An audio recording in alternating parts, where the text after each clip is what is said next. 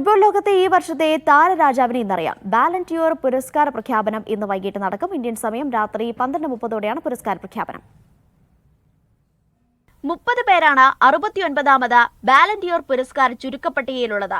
കഴിഞ്ഞ സീസണിൽ യൂറോപ്പ് അടക്കിവാണ PSG-യുടെ മുന്നേറ്റ താരം ഒസ്മാൻ ഡെംബലെയാണ് പട്ടികയിൽ മുന്നിലുള്ളത്. ഫ്രഞ്ച് ലീഗ് 1-ലും ചാമ്പ്യൻസ് ലീഗിലും മിന്നും പ്രകടനമാണ് താരം കാഴ്ചവെച്ചത്.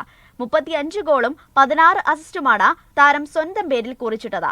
ബാഴ്സലോണയുടെ സ്പാനിഷ് കൗമാരക്കാരൻ ലമിൻ യമാലാണ് ഡെംബലെയ്ക്ക് വെല്ലുവിളി ഉയർത്തുന്ന പ്രധാന താരം. ബാഴ്സയെ ലാലിഗ കിരീടത്തിലും ചാമ്പ്യൻസ് ലീഗ് സെമിയിലും എത്തിച്ചാണ് യമാലിന്റെ മികവ്. 18 ഗോളും 25 അസിസ്റ്റുമാണ് 18-കാരന്റെ കഴിഞ്ഞ സീസണിലെ സംഭാവന. ബാലൻ ഡ്യോർ നേടിയാൽ ഏറ്റവും ചെറിയ പ്രായത്തിൽ ഈ സ്വപ്ന കിരീടത്തിൽ മുത്തമിട്ട താരമെന്ന നേട്ടവും യമാലിനെ തേടിയെത്തും.